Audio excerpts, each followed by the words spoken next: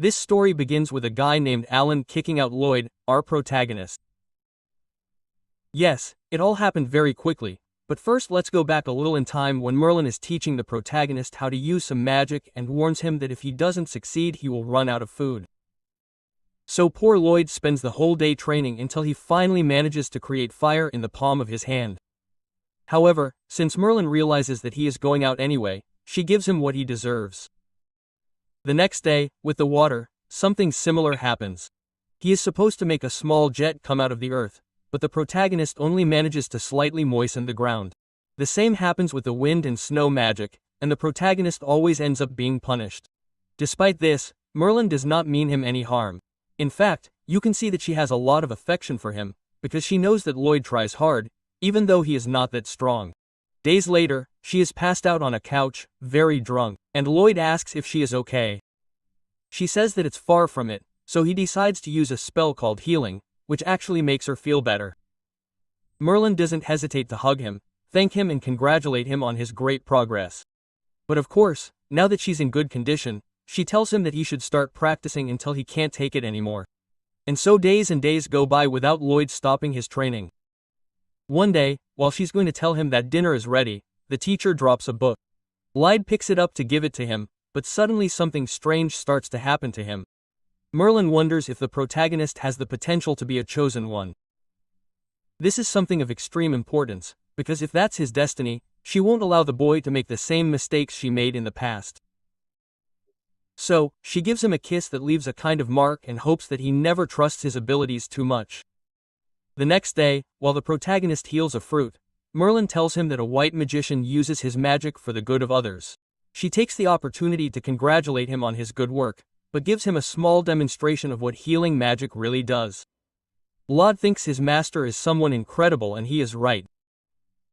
That night, she tells him that there are theriomorphs who can use a very peculiar magic to control monsters. Lloyd understands, but asks about something called ancient magic.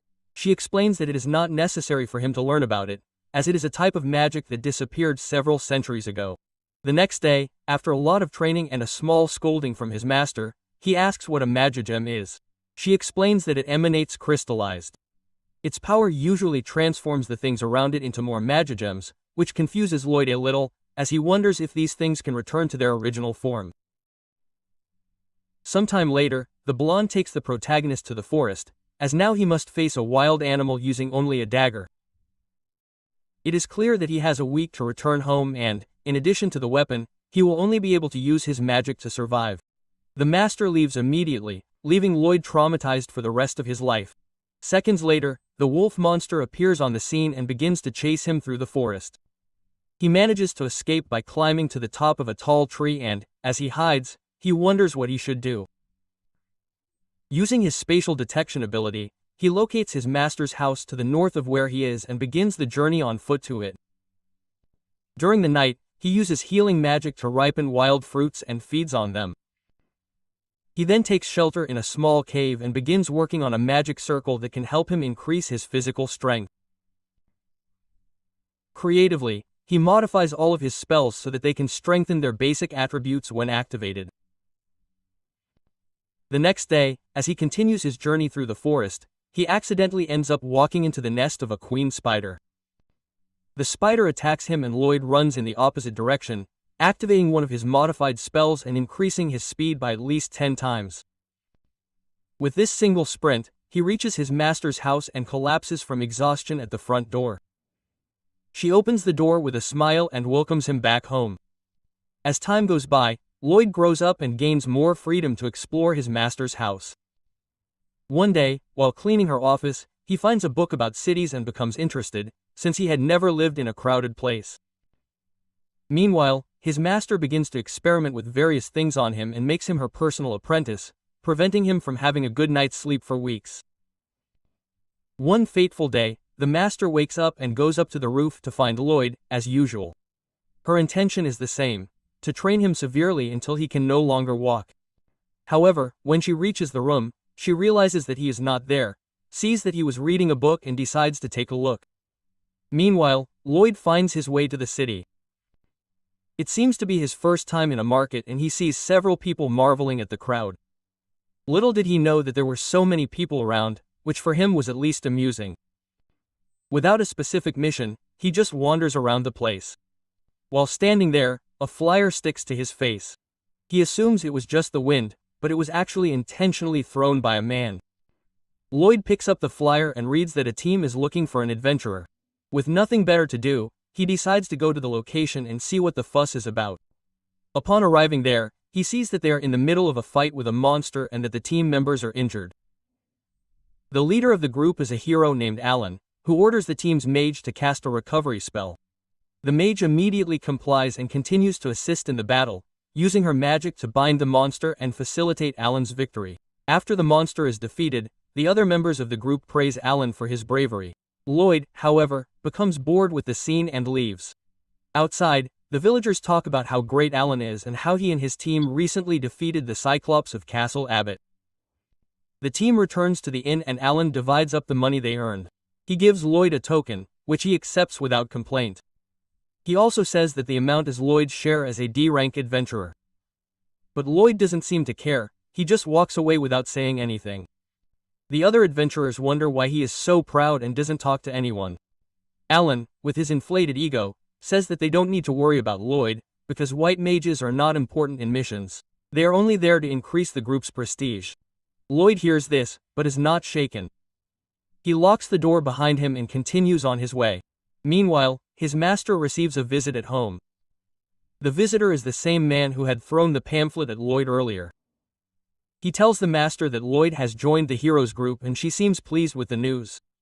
For her, Lloyd can do whatever he wants with his life, as long as he doesn't become arrogant. The man then asks if she still regrets what happened in the past and she responds that she doesn't want it to happen again. He reminds her that the Lord of the Demons wanted to destroy himself with the book if she had allowed it. Both remember the day of the battle against the demon when everyone had died. It was then that Sybil rose up in the middle of the crowd and used an ancient magic to revive all those who had fallen, even at the cost of her own life. In the present, the heroes team is involved in yet another fight. Even before the fight begins, everyone is already praising the group and is certain of their victory, as always. Wasting no time, Alan quickly ends the battle and returns home to a standing ovation. At the inn, the group's magician China decides to dedicate herself even more to her studies, as she feels that they can still improve. While China was reading, Alan approached her and asked why she was wasting time with books. She replied that she felt that the group's defense was weakening. Alan completely disagreed, saying that he was getting stronger and stronger. For him, there was no need to train, as he was already unstoppable. China watched him in silence, without saying anything, just staring at his arrogance. That same night, soldiers patrolling the riverbank were attacked by a golem and everyone was brutally killed. The country immediately sent someone to inform Lloyd of the new mission, and he accepted it with confidence, promising to eliminate the golem.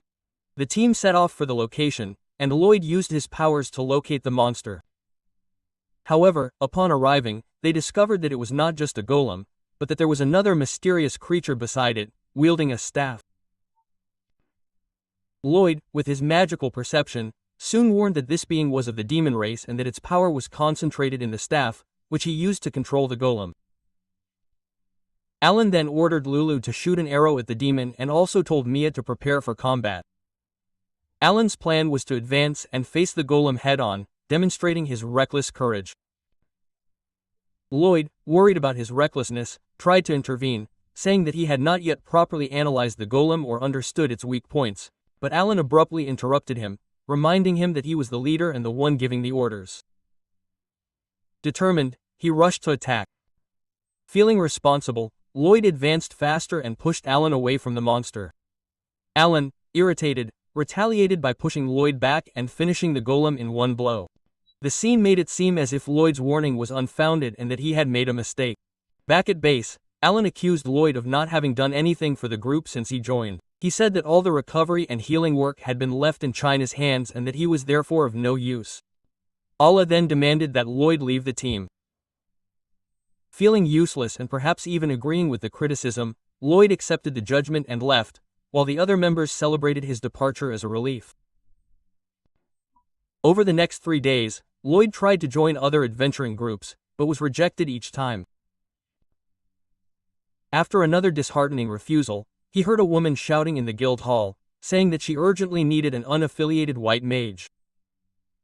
The guild attendant suggested that she call Lloyd. The woman looked at him, asked if he was without a team, and when he said yes, she grabbed his arm and ran off with him. Where will fate take Lloyd now? Will he finally discover the true power he possesses?